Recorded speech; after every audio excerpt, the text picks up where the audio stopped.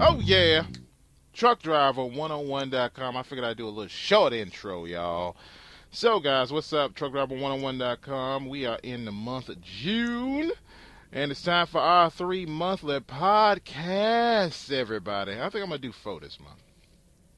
So what's been going on with me? Not much. Oh, and what is this, you might say? This is truckdriver101.com, where I do a podcast. And basically what I do in this podcast is I pretty much introduce trucking to you new folks, and I probably entertain a few of your people that's been in the game for a while. So, if you're doing trucking research, I recommend you go to truckdriverbooks.com. If you're a new person and you're new to the game, I'm Ken, and I have been trucking for a decade this year. Yes, a decade in the game, baby! I'm an OG trucker. So, basically, I made an audio book. You can go to YouTube, truckdriver101.com, and you can find that audio book. That's YouTube, I guess, slash truckdriver101.com. Oh, no. That's truckdriver101.com slash YouTube. And you can go there. You'll find my video, you'll find my audiobook purchase below the video. All you got to just click the link, or you can go to truckdriverbooks.com at truckdriverbooks.com, and you can purchase that, and it will help you get into the industry. Now, today what I'm going to talk about is something that I noticed a lot of guys kind of talking about. So, a guy asked me, how come on your audiobook you recommend people to research for a company, but you've often said in your videos that, just choose a company, and you kind of go back and forth with that? Well, the reason I do that is because a lot of people create stagnation. Okay, they freeze up when it's time to make a decision about a company. And this is just not rookie guys. A lot of us, guys who've been in this for many years make these same stupid mistakes. And these mistakes happen because we worry too much about making the right decision instead of just understanding that the whole, as the old saying goes, there is no progress without change, right? And it pretty much, you have to change. That doesn't mean that changing companies is going to always be the best situation, but it kind of doesn't matter. If you're in an untenable situation, your situation is crap, and you're really sick of working for these companies, whatever company you may work for, there's only way to deal with it is change. You've got no choice. You've got to change. And one of the worst things that we all do, and I've done this many times myself, and even though I know the advice, I've done it myself, we all, have that part of us that does not want to change. But we all know change is inevitable. Some of us, for me, this is probably my last 2 years in trucking. It's tough for me to say that because there's a part of me that still really loves trucking. And it's not that I hate trucking. I've been doing this for a decade, 10 years. It's time for me to walk away. It's time for me to move on. So after that, I'll be doing it for 12 years. And I'll probably just move on to something else. I've been wanting to do things online, and I've kind of made a semi-commitment to it, and I think I'm going to make a full commitment to it. You got to understand, guys, that in trucking, change is just constant. Hours of service change, companies, the way they do things change. Like, let's, for instance, take my company. Now, I'm in a bit of a bind because it's, to sadly say, it is time for me to change companies. Now, the reason it's time for me to change companies, ever since we started hiring rookies, we started hiring a lot of rookies, which is nothing wrong with that, but we're not the same company we used to be.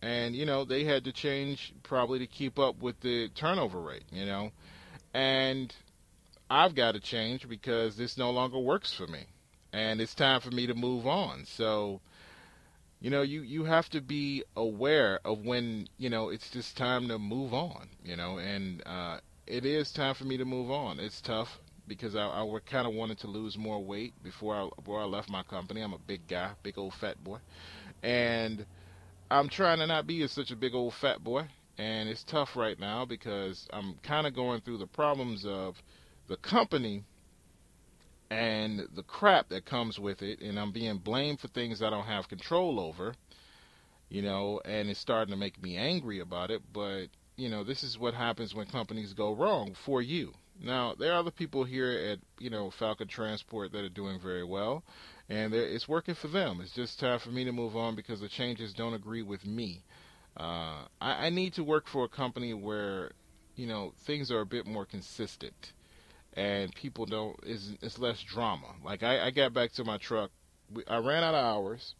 We've been working Saturdays, and I got back to my truck, and sure enough, my truck has wrappers of food everywhere. I'm in my truck right now, and I've got staples on the floor. I've got mud all the way back to my sleeping area. Normally, because we have a mud lot, might have a little mud or some rocks or something around the steering area, and I clean that up, when I get out. But it's all in my sleeping area. It's all around my seats and everything. And this guy was just nasty. He got food wrappers all over my stuff. He's got lettuce on my floor. My truck is an older truck, so you can, spit shine it all you want. It's some stains you're just not going to get out in an old truck. I'm sorry, that's just a fact. But there is a reality that, I keep my truck okay enough for me to ride in. And I try not to shine it up too much because here at Falcon Transport we have a habit of loaning our trucks out, and I'm starting to get really pissed off when they loan my truck out, and it comes back and I got food wrappers everywhere, and I feel like I'm wasting my time scrubbing this floor and scrubbing this. So I just try to keep it, clean enough where I'm not tracking mud or goop through my truck, and I try to keep the sleeping area really clean. But the stuff I sleep on obviously is clean. But I mean, it's just you try to keep your truck clean, and it just makes you angry. People get in your truck and don't respect it.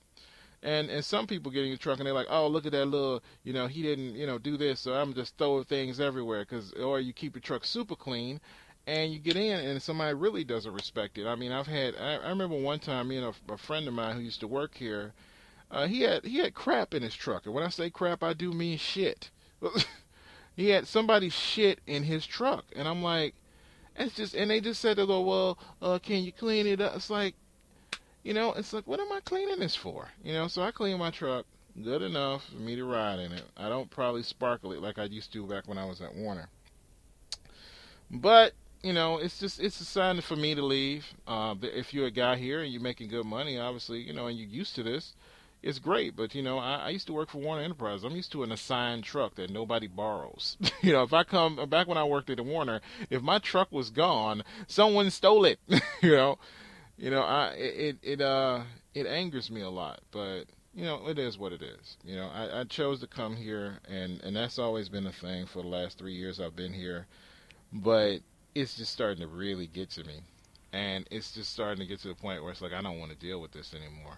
It's like yesterday I came in, I was out of here around 2:30 or whatever. It was about 2:40 or something. And, I'm ready to get out on my load, and I got to clean my truck up. Then I got to clean my truck up, and that took longer than I hoped it would, and I ended up being behind. Then I got a pickup that's like 5 in the afternoon, so I'm in rush hour traffic because I'm running behind, and it's just, it's like, Ken, what are you doing? When you start having these consistent problems that it's time to change companies. And for me, it's time to change companies. It's just a reality.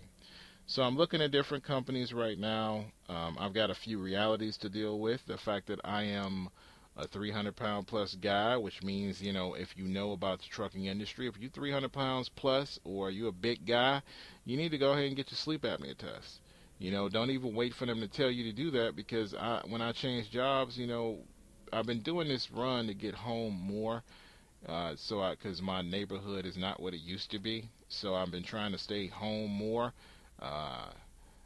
Kind of watching around for people and things, family and stuff. So I've been trying to come home more, but it just isn't working out. And I know it's time for me to move on. So it's just tough for me to, to move again. I've only been with 2 companies since I've been in trucking, real 3 kind of, but I didn't finish training at the other one. And I'm debating on whether I want to go car haul, which would get me, I got some financial stuff I could definitely fix car hauling very quickly, or whether I want to go to another company like this one, but that doesn't take rookies. A lot of the drama I've been going through didn't happen before because we didn't have rookies. We get guys who are rookies, they go through training, and they don't appreciate any of this, and they don't really care. They tried trucking. It was supposed to be easy. I was supposed to wake up, and I was supposed to be able to do whatever I wanted to do, and it was supposed to be easy, and it's not. And so since it's not easy, I don't want to do it no more. Little babies who aren't grown men or grown women in some cases, and these little babies are kind of they're messing up our little company that I loved, and I feel like it's time for me to move on. So it is, and I'll be moving on soon. I'll let you guys know about that. But this is the type of stuff that it's time to move on. You have pay issues. I've had a few little pay issues that I've got to deal with, which is also starting to irritate me more and more.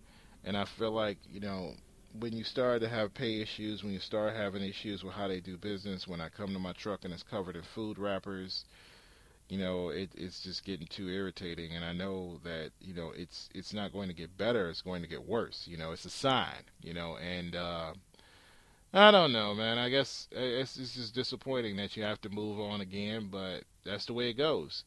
It's funny because, like, I wouldn't say this is a bad company. You still make $30,000 to $40,000 a year here, but it's irritating. It's becoming irritating for me.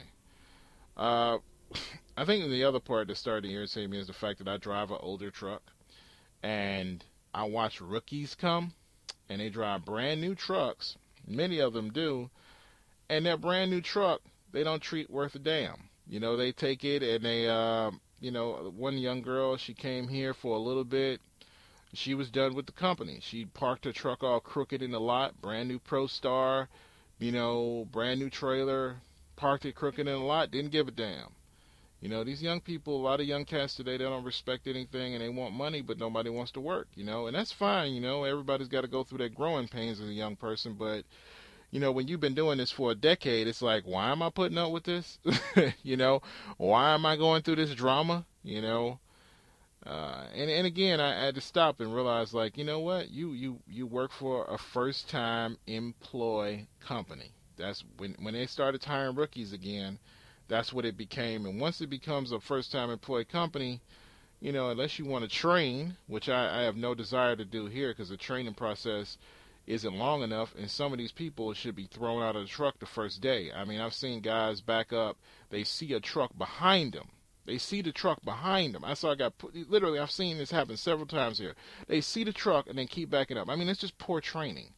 And part of it is the training process is not good enough for people who can't cut it. You got to be, if you come to Falcon, you got to know how to drive. You really do. We do a lot of, you could come here, get a Lordstown, Ohio run, or there's a little exit. There's a place that's farther than Lordstown, but they call it Lordstown 2. Well, not Lordstown 2, but we all refer to it as being in Lordstown. But it basically, you could do that running as a rookie and make good money, but the thing is, a lot of these guys don't appreciate the good money. I mean, you talk to some of them, I talked to one young lady, she was making $180 a day. I thought, wow, that's pretty good, being a rookie. That's pretty good. And she's like, oh, this is bullshit, and I'm gone all the time, and they don't always get me home, and blah, blah, blah, blah, blah, blah, blah. And so she's now like, oh, I don't want to be here no more. So she leaves. And I see this more and more, and it's like, do these people understand? Like, what do you expect? Like, what do you want in trucking? Like, do you think, I don't understand why people think, like, what do they think we do? Like, you drive the truck.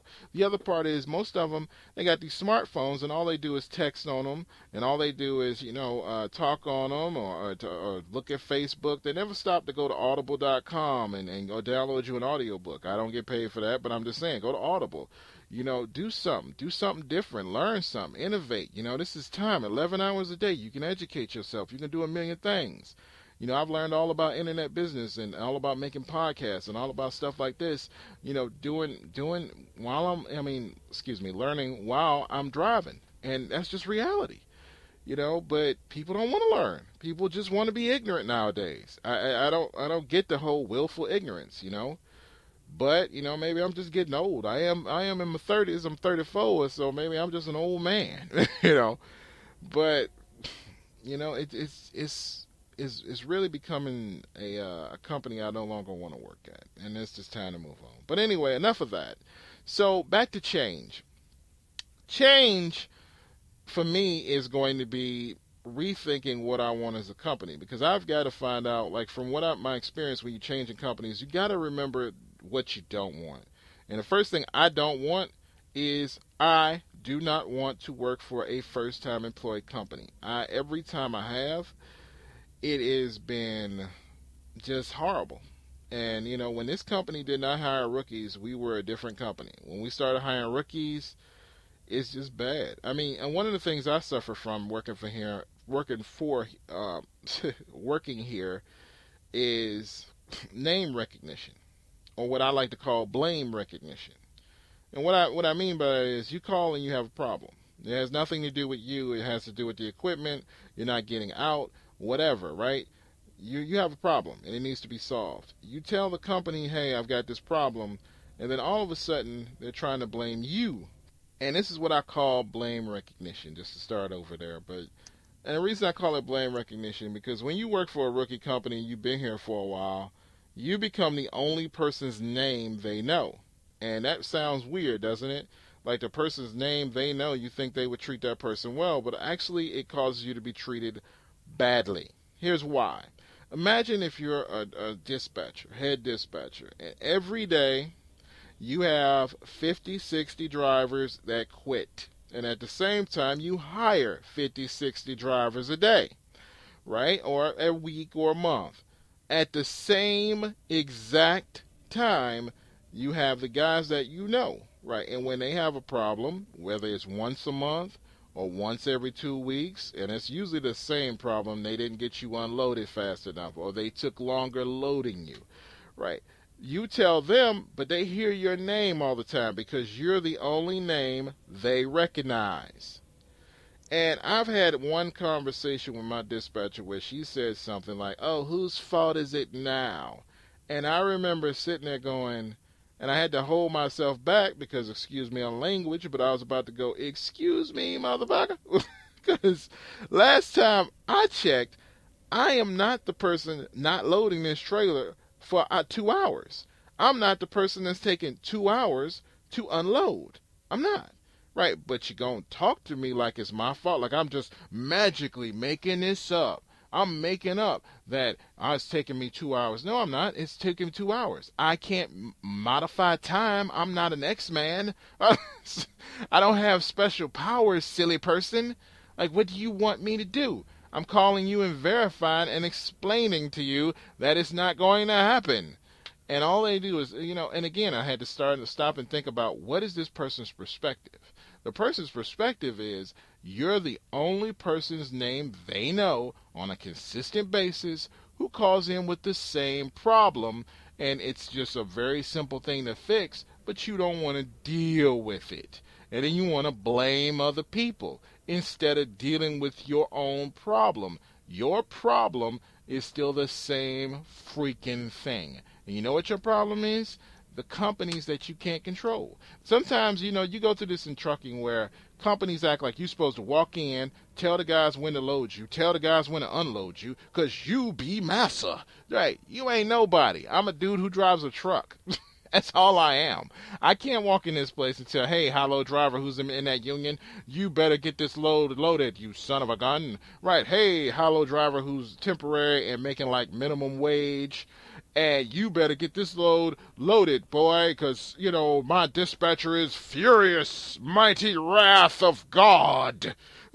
Like, I remember when I first started on this account, she tried to tell me, oh, well, you got to get there at 2 o'clock. If you get there at 2 o'clock, they'll get you loaded. And I'm like, no, they won't. Right? They won't get me loaded, lady. Right? They never get me loaded at 2 o'clock. You know why they never get me loaded at 2 o'clock? Because they're never ready at 2 o'clock. They're never ready. Yesterday, I got there still late, right? I got there at 6 o'clock, but I actually got there at 5:45. I was 15 minutes earlier than I thought I was because traffic was so horrible yesterday. And literally, the place I go, I have been in traffic from the place I need to make a left turn, and I'm right there, down to like when you come off the expressway, and there's traffic all the way down. It literally took me 20 minutes to get to that left. It had to be maybe 2 miles, but it still took me 20 minutes because it was just massive amounts of traffic. Probably longer than 2 miles, maybe 3 miles, but literally just so much traffic. And of course, idiots in rain have accidents. I don't. And how do you have an accident? How do you rear end somebody and you're standing still? Put the phone down. Pay attention to the people in front of you. Literally, accidents. People just going, we bumper to bumper. We're going bumper to bumper, and you hit somebody. Why? It makes no sense. And now I'm screwed, right? And of course, when you call in with that, who's to blame? You can't, because you're not doing what I magically told you to do. You're supposed to walk in there, wave your magic dispatcher angry fingers, and make it all disappear. But I can't, because they run traffic. I can't make people do what they're supposed to do. And so because you're the only name they recognize, because it's the same problem, and because you have to tell these people this, they get angry, right? And they get angry at you, but often they're angry at the situation because they wish the company would get you loaded on time. They wish the traffic would be reasonable and you wouldn't be 3 miles and it's taking 20 minutes. But and instead of just saying, "Hey, I understand," they act like they're tired of hearing from you, and so it's like, you know what? Well, I can't fix these things, and it's like, and that's a sign. That's also a sign of stress in the office. Because, again, this happens to me when companies start hiring rookies. For every call that you have that's just something that's out of your control, there's someone who flipped a truck. And then there's a boss who's pissed off that the guy flipped the truck. And he wants to know what time did you dispatch him and blah, blah, blah, blah, blah. And all this is going on. And then here you are with your usual call that they're taking 4 hours to load you and you won't be ready for your next run. And they get angry about that. Right? Like it's your fault. like I'm supposed to make the traffic disappear. I can't. So it's a frustrating thing. But that's how it really is. There's a lot of frustrations, and you're the only name they know, basically. And once you start understanding that, once you start to hear those things, it's time to go before you have a blow up, before you blow up at them and start cussing people out. Or before they blow up at you, and it becomes that's how you end up with an abandoned truck. That's how you end up with people flipping out, and this also can cause accidents. This kind of stress when you refuse to change, and you stay somewhere too long. That's how people have accidents. That's how people end up in bad situations or cheating ridiculously. Like not like a minute over on their logs. I mean, some guys start cheating an hour because they're trying to make a load that the truth is out of your power to make. And you need to respect that and just let it go. And it's tough because you feel like when people start to say things are your fault, you start to feel like I got to make it happen. And these are the things that end up causing accidents. And this is why change is so important, to leave a company. And so that's the situation I'm in, and I'm finna get ready to leave. So I'm going to schedule me a nice sleep apnea test and get that part over with. And once that happens, I'll be able to go anywhere. I've got a good record. Regardless of how things go here, I spent most of my time at Warner. I had a great record at Warner. So I'm not really worried about these fools, but it's a tough thing when you deal with change. And I think the other part is the mental, that gumption, that desire that you need to get up and do it, is because it's a pain that's familiar. And familiar pains make you lazy. They make you think that you can just stall and always avoid dealing with them. And that's one of the reasons people tend to stay in really bad jobs, because of the familiar pain. There's pain, and you don't know the new pains that could come. The new pains that, could really hurt you. And so you have to ask yourself, is this familiar pain is it a dire pain? Because it will become dire eventually. There will be an explosion. And you can't let that sense that this is just the pain of trucking be your okay. You can't. It's not the pain of trucking, especially when it starts off one way and ends up another. That's not the pain of trucking. That's pain. Okay, that's pain. All right, so don't let the pain of dealing with that destroy you. Okay, don't let that rip you apart. But you got to get moving, and don't let that pain become that familiar pain that you think's just aging. Because it's not just aging. It's not a sore back or a sore knee or a trick knee, right? It's real pain, and you need to deal with it. And the thing about it is, unlike a trick knee or a sore back, you can deal with this. All you got to do is find a new job, and it maybe takes you 2 jobs or 3 jobs, but move on. And that's what I'll be doing. That's our first podcast this month in June. And I'll talk to you guys later. TruckDriver101.com. Everything today was brought to you by Truck Driver Books. Truck Driver Books. Ken's audiobook is there. You can click the link, put in truckdriverbook.com or www.truckdriverbook.com, and you can go there and check it out. And it's an audiobook for you rookie drivers. Ugh! I like that. That was like my attempt at a commercial. What did you think? I'm a goof. Whatever.